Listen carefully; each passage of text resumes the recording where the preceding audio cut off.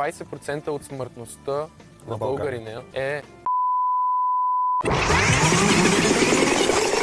Кажи ни обаче каква ти е мисията? Защо реши да се фокусираш върху мръсния въздух? Ние прекарваме 95% от живота си в затворени пространства. Въздуха в затворените пространства от 2 до 5 пъти по-мръсен от този навън. 20% от смъртността на българина е заради мръсен въздух.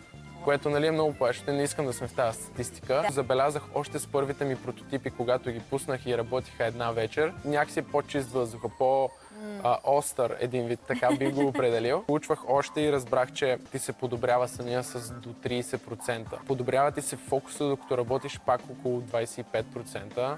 Можеш да го гравираш персонално. Ето и тук може да покажем. Еми не бе, това си стана аксесуар вече. Аз създадох най-силния пречиствател на въздух на пазара и сега може да е твой. В момента са намалени на 50%, но количествата са ограничени, понеже ги произвеждам ръчно. Побързай и не изпускай офертата.